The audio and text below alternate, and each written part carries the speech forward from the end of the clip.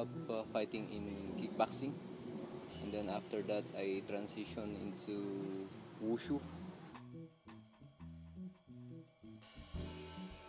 and then after wushu, mixed martial arts. It's a very unique kind of sport because as long as you have the will to win, you will always have the chance to win. Iniisip ko yung palagi yung movie ni Spider-Man, yung great power comes great responsibility. So, the more na maraming expectation sa akin, iniisip ko palagi na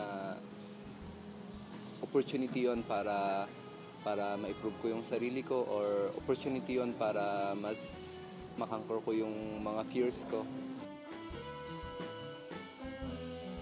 At saka mas pag-iigihan ko talaga yung pagtitraining ko, kasi iniisip ko palang paglabas mo na doon, marami nang nag-i-expect sa kung ano ang gusto nilang, or ano ang nasa sayo na gusto nilang makita ulit. So, yun talaga, kaya kailangan talagang nagiging maganda yung preparation mo.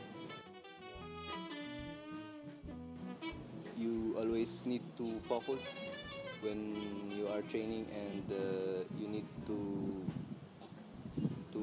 conquer yourself, kasi sa training talaga yung pinakaunang ikakonquer mo yung sarili mo kung ano yung magiging attitude mo sa training, kung the more na natatalo ka, bumibigay ba yung puso mo, or the more na nagiging eager ka para gumaling.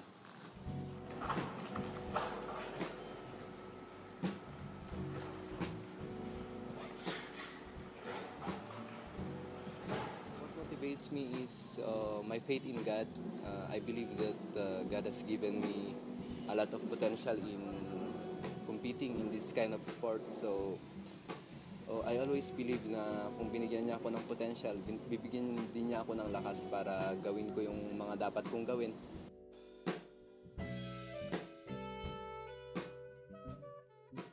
Inculcate the word sacrifice doon sa dream nila. Don't be afraid.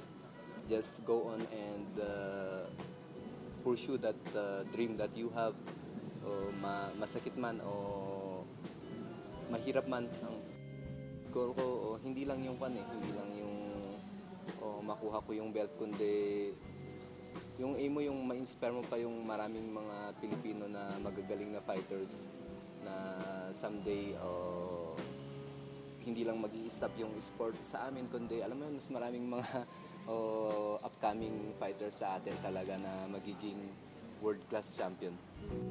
Marami din mga black belt, maraming mga magagaling na nasasubmit din So it's part of fighting. Sometimes we lose, but it's not the defeat that will define us, pero kung paano tayo mag-respond dun sa mga pagkatalo natin.